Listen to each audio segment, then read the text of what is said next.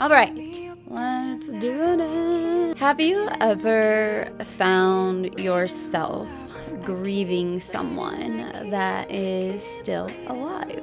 Not because they died, but because they never really showed up for you. I have been there. Prayed, you held on, you kept showing up, hoping they'd finally meet you halfway, but they never did. Welcome to Holy Grits, where we talk about faith through fire. And today, we are learning how to stop grieving someone who never truly showed up for us. They made you feel chosen. They then made you feel delusional for believing it. It starts with intensity, deep talks, contact, the future plans. And then you start wondering, oh shit. You finally feel and think he or she, they are safe.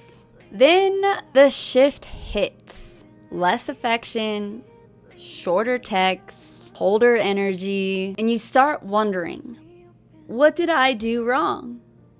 Did I do something? Oh, what happened? You're not crazy. They built that connection with you, and then they decided and denied that it never existed. Curveball. Oh man, God is not a God of confusion. When something keeps you in a warfare, it is not love. It's a distraction, and that is chaos. Chaos is not love. The hardest part isn't the silence. It's honestly the cycle. For me, it was every 3 months. Like clockwork, baby. Every 3 months, he'd come back soft, gentle, apologetic, say all the right things, and I'd believe it. I would believe it in a heartbeat because I wanted to. And then as soon as I let my guard down, he would pull away again and again and again. That is what they call the push-pull cycle. It's not love. It's emotional control. That is it. The push. Here we go. Let's get gritty. The push, they show up with affection and attention. The pull, they retreat as soon as you feel safe and open and more vulnerable. Because they are afraid to feel completely chosen. They are scared that you will leave them. If you do leave them, they're gonna get hurt. This is why this happens. It comes from their childhood. It comes from whatever they've been through in life. It starts happening at a very young age. And the effect is devastating. You start timing your peace around their behavior instead of your boundaries. You start shrinking yourself just to keep the connection alive. Oh my goodness. Love isn't supposed to feel like a roller coaster every 90 days. That's not connection, that is conditioning. It's not supposed to feel like a roller coaster. You will have hard times, but it is not supposed to feel that way. God doesn't play tug of war with your heart. The enemy does. Real love doesn't push and pull. It stands still. It's steady, it's safe, and it's sure. Grieving them hurts, but the deeper pain is grieving yourself. The part that knew better and stayed anyways. They showed you the entire time who they were. Not in the very beginning, but they can only hold up their for so long. And you knew in your gut, your body told you, and you know what?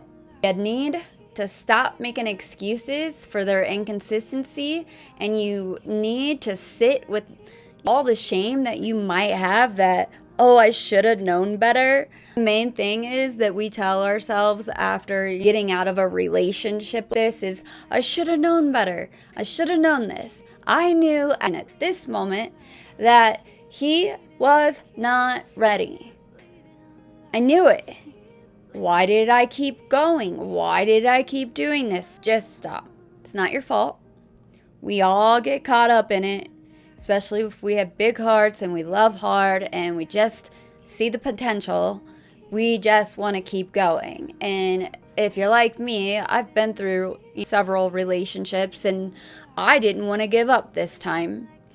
I had always been the leaver in a relationship, and what you need to do is replace that shame with grace. You weren't foolish. You were just hopeful. You were acting out of love, and that is not weakness. Even Peter doubted, and he still found redemption. You will too. They can't match your depth. They will rewrite the story to make you feel crazy. We're too intense. We just argue too much. You don't understand me. They will withdraw, so you will do the leaving for them. That way, they get to avoid the guilt of breaking your heart. Unless you give them an ultimatum. You're either all the way in or you're all the way out. And when you give them that ultimatum, they will run. Because they know they will not be able to show up for you the way that you are showing up for them. Period. So you weren't too much at all. They were too afraid of real intimacy. Sometimes God lets confusion walk away so peace can finally enter. I just had this happen. It is insane. When peace enters, and it is, honestly, it's back and forth. The best and worst feeling ever. I'm not gonna lie to you. It is the best but worst feeling ever. Now it's time to turn grief into growth, though. Let's do it. Step 1, detach with clarity. So what you're gonna do is you're gonna write out the timeline of their behavior, their patterns, break their power when you see them on paper. You will break their power over you when you write it out. The last year, the last 2 years, the last 3 years, when you write out how you were treated, you will get your power back. You will be like, that is crazy. Nobody should be treated that way. That is not love. That is chaos. Number 2, I want you to forgive yourself. You stayed because you loved deeply. That's not weakness. That is not weakness. That is courage. Especially if you've had your heart broken before. That is a lot of courage. Number 3 of what you're going to do is you are going to refocus your energy. Whatever that means for you. What were you doing before they came into your life? You are going to pour your heart back into your gym. You're going to pour your heart into your journal, your vision. If you start a new business, go out, have fun, but focus back onto yourself. Refocus your energy on who you want to become and what you want to be.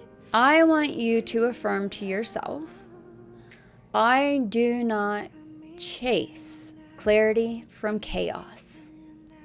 I am no longer grieving potential. That's a good one. Because we all get locked up in the potential that you think that they have.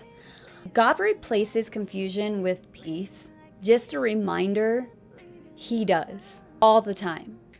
So if you're confused right now, and if you're in a relationship right now, ask God to remove the people out of your life that needs to be removed out of your life. That is the craziest prayer I have ever prayed, and He sure did. Every time that I prayed and asked Him, God, please remove people from my life that no longer need to be in my life, and watch them fall. Watch them fall. It's Don't pray it if you don't want it to happen. That's all I'm saying. The same God who exposed what wasn't real will replace it with what is.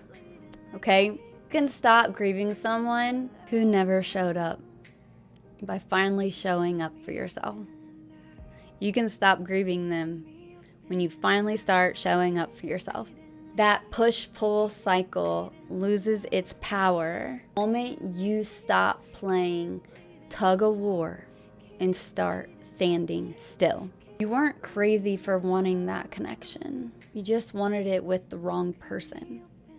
That is it. You just wanted it. You wanted connection with the wrong person. You're not delusional for believing in love. You just believed in someone who couldn't give it.